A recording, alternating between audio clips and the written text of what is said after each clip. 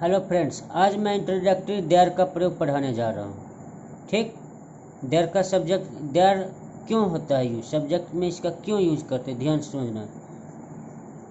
ये जो देयर आप देखते हैं ये क्या है। सबसे पहले ये इंट्रोडक्टरी सेंटेंस, इसका नाम इंट्रोडक्टरी क्यों पड़ा? इसका यही नाम पड़ा, किसी भी सब्जेक्ट को शुरुआत करना, परिचय करना, सेंटेंस के सब्जेक्ट के रूप में परिचय दिलाना, है ना। क्या होता है? परिचय दिलाना। सबसे पहले ये ध्यान देना है, एक सब्जेक्ट जो होता है दो प्रकार के होता है। ठीक, एक होता है रियल, क्या होता है? रियल। और सेकंड क्या होता है? फॉल्स। फॉल्स, रियल और फॉल्स क्या होता है, ध्यान दें। रियल सब्जेक्ट, जैसे आप यहाँ राम लिखेंगे, राम अच्छा है तो राम इज गुड लिख दिए, तो इससे आपको क्या पता चला कि राम अच्छा है ना। तो क्या आपको यहाँ कहेंगे आर लगाने तो लगाइएगा नहीं, क्योंकि ये नाम है, सॉरी ये सब्जेक्ट है, रियल है, क्योंकि राम रहेगा तो यहाँ इज लगेगा। हाँ, क्या रहेगा? इज। अब यहाँ दे दिया जाएगा सीता, ऑटोमेटिक आप इज लगा सकते हैं। आई दे दिया जाएगा, कहेंगे आपको इज लगाने तो क्या लगा दीजिएगा नहीं, क्योंकि ये रियल सब्जेक्ट है, इसके साथ एम ही लगेगा। यू लगा दिए, यू के साथ बोलेंगे एम लगाने तो क्या आप लगाइएगा नहीं, इज लगाने बोले लगेगा नहीं। इसलिए जो सब्जेक्ट होता है उसको क्या कहते हैं? रियल होता है, ये रियल सब्जेक्ट। और जहाँ की सब्जेक्ट का कोई पहचान नहीं है, उस सेंटेंस में कोई सब्जेक्ट का रूप नहीं है, इसलिए उसको क्या कहते हैं? फॉल्स कहते हैं। इसलिए उसमें क्या यूज करते हैं हम लोग? देयर यूज करते हैं। क्या करते हैं? देयर।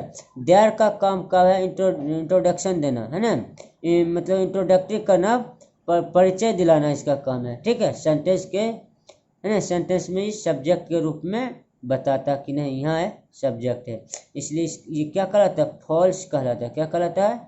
फॉल्स। याद रखना, बिना सब्जेक्ट का कोई भी सब्जेक्ट नहीं होता, सेंटेंस नहीं होता है। इसलिए ये सब रियल सब्जेक्ट हो गया, ये सब फॉल्स सब्जेक्ट हो गया। ठीक, बस समझ में आ गया। देयर एक ऐसा सब्जेक्ट है ना, ऐसा सब्जेक्ट है कि कुछ भी इसमें लगा देंगे ना चलेगा। वर्ब, कुछ कोई भी वर्ब लगा देंगे, जैसे ये देखना, ध्यान से समझना।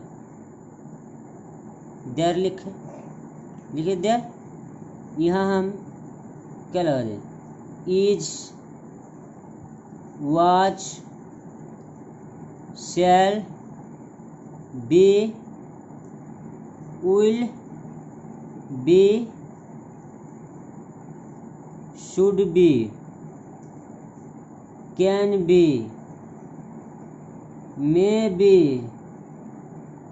इसी तरह से जो भी आता है सब लगा सकते हैं। V1, V5 और V2 लग गया। और याद रखना, यहाँ ए या एन आ जाएगा। क्या आ जाएगा? ए या एन। और यहाँ अगर नाउन आ गया, ठीक, बाकी अदर कर दिए। अब यहाँ ए या एन क्यों आ गया ये कहिएगा ना, सब में ए आर लगाएगा तो ए। अब ये देखना है, देयर के बाद वर्ब आ गया और इसके बाद आने वाले नाउन जो होगा उस पे देखना। अगर सिंगुलर है, काउंटेबल है, तो क्या लगाएंगे? ए या एन लगाएंगे, है ना। क्या लगाएंगे? ए या एन। अगर यहाँ सिंगुलर रहेगा तो क्या लगाएंगे? ए या एन। अगर यहाँ प्लुरल नाउन रहेगा, क्या आप ए एन लगा दीजिएगा? नहीं। अगर सब नाउन आपका प्लुरल होगा तो उसके साथ आर लगेगा, अगर नाउन आपका सिंगुलर होगा इज लगेगा। जब सिंगुलर होगा और वो काउंटेबल रहेगा तो इसके साथ ए या एन यूज कर सकते हैं। ठीक, समझ में आ गया। ठीक उसी तरह से जैसे हम लिखते हैं, एक लड़का है, एक लड़का है। देखिए सेंटेंस लिख दिए, लिखा हुआ है ना, एक लड़का है। अब बताइए तो यहाँ कहाँ सब्जेक्ट है? कहीं है, कहीं भी इसमें सब्जेक्ट है? बोलिए, नहीं है ना। जब इसमें नहीं है, चलते हैं देखते हैं इंग्लिश करके हो जाएगा सही। हिंदी में ठीक है, हिंदी में इसमें कोई कमी नहीं है, सब्जेक्ट का कमी इसमें हिंदी में नहीं है, लेकिन जैसे इंग्लिश इसका करेंगे सब्जेक्ट का कमी नज़र आ जाएगा। अब यहाँ ए लगा दीजिए, बॉय लगा दीजिए, इज लगा दीजिए, इधर आगे कुछ होगा क्या? ऐसा सेंटेंस होता है क्या? है ऐसा सेंटेंस होता है? नहीं ना, क्योंकि वर्ब के बाद आगे और कुछ आएगा, वर्ब के बाद आगे और कुछ आएगा, इसलिए इसको क्या इज यहाँ इज लगा देंगे? नहीं ना। इसलिए इस सेंटेंस को इंट्रोडक्टरी करने के लिए, पहचान दिलाने, परिचय दिलाने के लिए एक सब्जेक्ट का यूज करते हैं, जो वो सब्जेक्ट क्या होता है? फॉल्स होता है, जिसका कोई मीनिंग नहीं होता, वो मीनिंगलेस होता है, उसका कोई अर्थ नहीं निकलता है, ठीक ना। इसलिए यहाँ क्या लगा देंगे? देयर। क्या लगा दिए? देयर लगा दिए, लग गया देयर। और यहाँ क्या गया? अब जा कर के इज, क्योंकि ये सब्जेक्ट का काम कर रहा है। और यहाँ बॉय। अब ये बॉय क्या है? सिंगुलर है, तो ये हाँ सब्जेक्ट सिंगुलर हो गया, जब वर्ब सिंगुलर हो गया तो नाउन भी सिंगुलर आएगा ना। जब नाउन सिंगुलर है, ये क्या काउंटेबल नाउन है ना, इसलिए इसके साथ क्या लग गया? आर्टिकल ए लग गया। बात समझ में आ गया है ना। चलिए अब कुछ सेंटेंस देखना कैसे देयर यूज होता है, पहचान कैसे करेंगे, इसको ध्यान से समझना। इसे हम लिखते हैं यहाँ, एक लड़का है। चलिए, एक लड़का है, हिंदी में लिखा हुआ, किस भाषा में लिखा हुआ है? हिंदी में। अब ये बताइए, एक लड़का, ऐसा आप बोलते हैं? ऐसा आप बोलते हैं ना, एक लड़का है, या एक बंदर है? बंदर है बोलते हैं ना ऐसा, ठीक। एक कौवा था, बोलते हैं ऐसा, यूज करते हैं ना। तो आप ये बताइए, हिंदी में सही लग रहा है ना? हिंदी में सब्जेक्ट का कोई कमी है इसमें? नहीं। तो ठीक इसी तरह से इसका इंग्लिश किया जाए, तो इज ए बॉय, ऐसा आप बोलते हैं? नहीं। इसलिए इसमें क्या लगेगा? यहाँ फुल स्टॉप भी नहीं लगेगा। ऐसा बोलते हैं आप? इज ए बॉय बोलते हैं? नहीं। इसलिए इसमें क्या लगेगा? सब्जेक्ट का कौन काम करेगा? देयर। देयर लगा। अब ऐसा बोलते हैं, there is a boy. Next, there is a monkey. Monkey, ठीक है ना। देयर इज ए मंकी, एक कौवा था। कहानी सुनते हैं ना, एक कौवा था, तो यहाँ क्या भी, यहाँ भी वाज लगेगा। वाज लग गया, एक क्राउ। अब यहाँ देर लगाना है ना, लग गया देर। तो इसी चीज को पकड़ना है, ठीक है। अब यहाँ लड़के कर देंगे, यहाँ लड़के कर देंगे, यहाँ क्या कर देंगे? लड़के।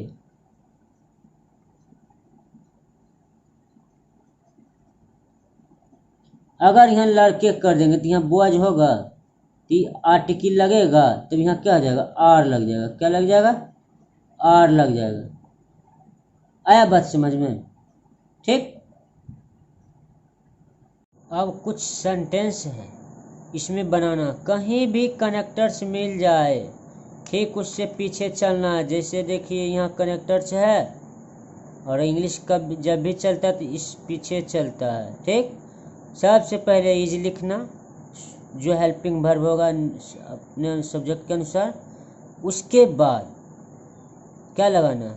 उसका जो नाउन होगा, इज लिखने के बाद देयर लगाना। जैसे मिस्टेक हो जाता है ना, देयर इज, देयर लगा दिए आराम से। यहाँ क्या है? इज लिख दो। गरीबी का पॉवर्टी होता है,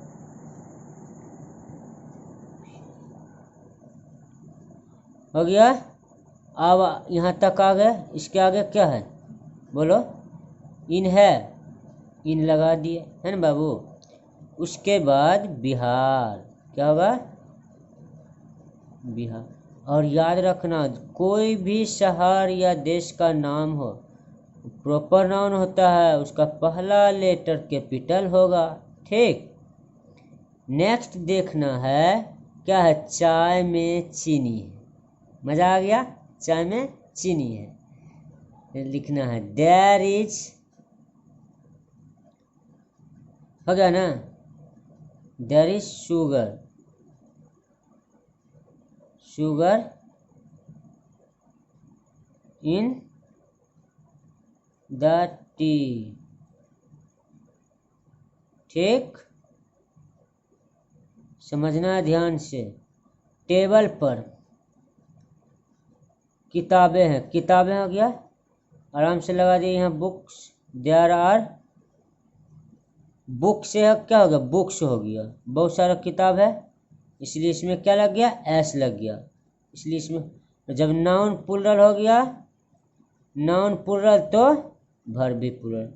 अब देखना, जब कोई भी वस्तु किसी दूसरी वस्तु से टच करता हो तो उसके लिए क्या लगाना है? ऑन। किताब किससे टच हो रहा है? टेबल से। टेबल पर क्या रखा हुआ है? किताब रखा हुआ है, तो टेबल, किताब जो है टेबल से टच कर रहा है ना, स्पर्श हो रहा है ना, इसलिए उसके साथ ऑन लगाना, ठीक। और बहुत सारे सिखाएंगे नहीं, ऑन मतलब पर, जहाँ देखना, जहाँ नहीं लगने के, जहाँ पर देखना सब जगह ऑन लगा देना, बात हो जाएगा गलत, रॉन्ग हो जाएगा। क्यों? क्योंकि मालूम नहीं है, इसलिए ये कोई भी, जैसे यहाँ समझना ध्यान से, माना कि टेबल है, ठीक। आज यहाँ कुछ वस्तु रख दिए, तो इससे सटा हुआ है, इससे टच है, वस्तु कहाँ रखा? टेबल पर, टेबल से टच है, इसलिए इसके साथ क्या लगेगा? ऑन लगेगा, ऑन लग गया। द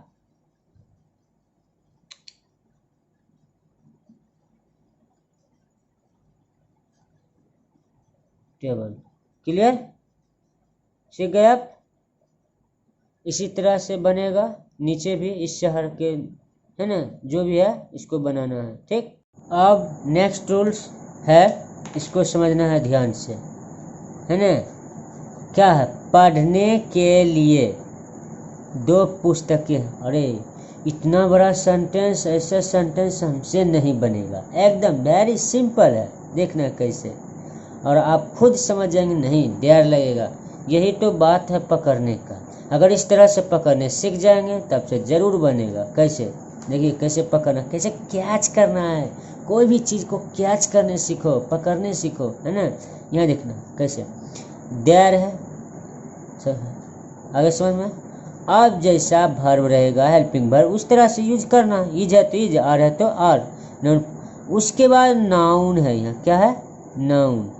अब यहाँ टू आ गया, अब यहाँ वर्ब आ गया ना। देखिए क्या कहता है, यहाँ पढ़ने के लिए, है ना, पढ़ने के लिए 2 पुस्तकें हैं। अब ये बताओ कि पढ़ने के लिए 2 पुस्तकें किसको कहा जा रहा, मालूम है? नहीं। सब्जेक्ट का पता चल रहा है यहाँ? नहीं। और निश्चित है सब्जेक्ट, यहाँ सब्जेक्ट का पता तो नहीं चल रहा, इसलिए सब्जेक्ट क्या आ गया वहाँ? फॉल्स। कैसे?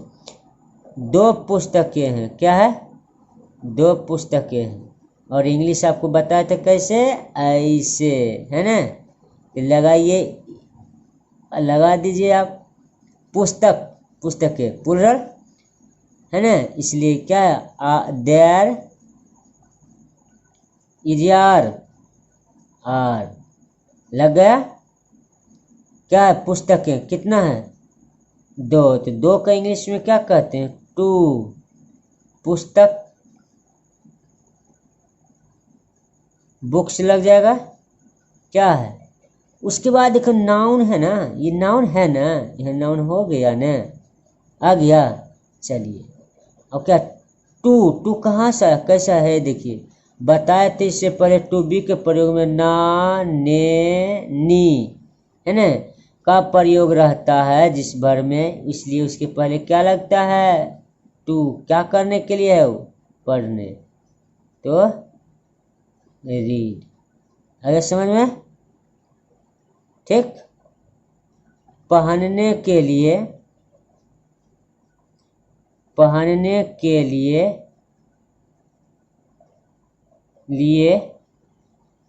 एक कोट है,